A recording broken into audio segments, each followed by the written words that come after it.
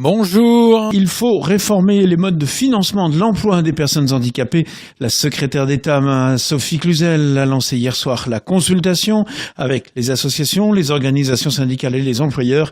Il faut dire qu'il y a urgence, Marine Nouvelle. Oui, il y a urgence. Les fonds qui financent l'emploi des personnes handicapées sont alimentés par les pénalités payées par les entreprises qui n'ont pas leur quota de 6% de travailleurs handicapés.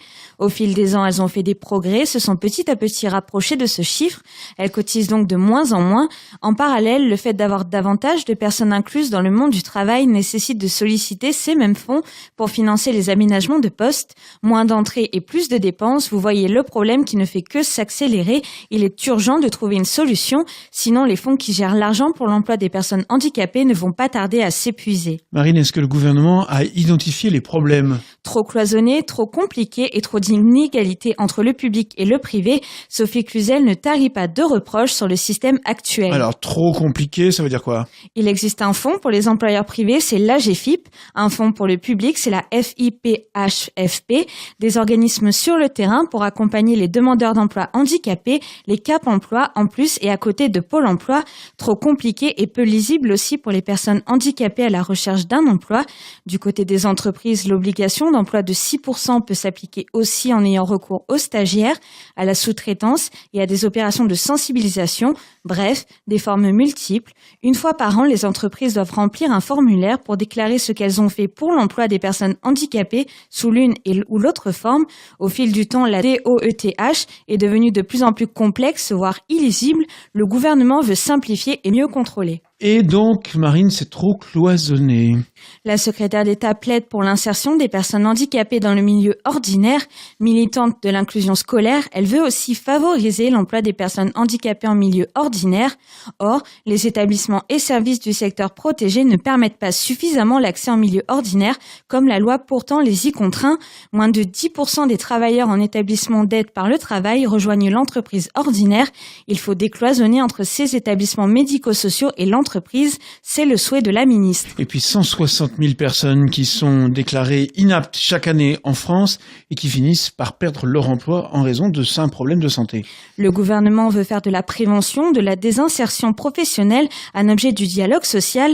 Syndicats et employeurs doivent se mettre autour de la table pour trouver des solutions à ces situations et cela passe par la prévention des difficultés, prévention avant l'arrêt de travail et la maladie, mais aussi intervention plus rapide après l'arrêt maladie pour faciliter et accélérer la reprise du travail. Et un secteur public toujours à la traîne. Faites ce que je dis et ne faites pas ce que je fais pourrait être la devise de l'État en la matière. Il existe encore trop de dérogations dans la fonction publique, trop de ministères, de collectivités locales ou d'hôpitaux qui n'ont pas engagé d'action efficace pour l'emploi des agents avec un handicap. La ministre Sophie Cluzel veut leur ouvrir les portes des administrations, leur permettre de faire carrière et améliorer la qualité de vie au travail des fonctionnaires en situation de handicap. Et puis les associations réclament d'être écoutées par le gouvernement. Elles estiment que les modalités de la concertation ne permettent pas l'expression de l'ensemble des associations du secteur du handicap. Génération, j'ai le droit, c'est le nouveau livre de Barbara Lefebvre, professeure d'histoire géo en région parisienne. Elle travaille également avec des élèves en situation de handicap. Dans son dernier livre, l'enseignante porte un regard très critique sur la situation de l'école en France et en particulier au sujet de l'école inclusive. C'est pour cela qu'un chapitre entier de son dernier ouvrage est consacré à la scolarisation des enfants handicapés. Bernard Lefebvre explique que selon elle, l'école inclusive n'existe pas. Je dis juste l'école inclusive n'existe pas au sens où il faut qu'elle existe, mais pour l'instant ça reste de l'ordre du discours parce que dans les faits on est toujours dans l'école intégrative, c'est-à-dire que la démarche ça reste le paradigme de l'intégration, on n'est toujours pas dans le paradigme de l'inclusion parce que on a des difficultés de formation des enseignants.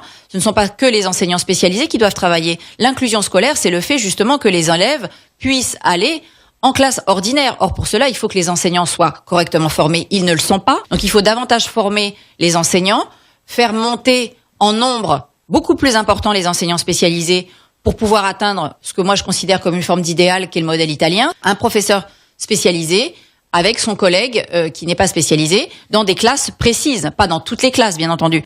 Vous retrouvez l'intégralité de l'interview de Barbara Lefebvre sur le www.vivrefm.com. Vous allez dans les podcasts. Elle était notre invitée de la rédaction. C'était hier sur l'antenne de Vivre FM. C'est la fin de ce journal. Merci de votre fidélité.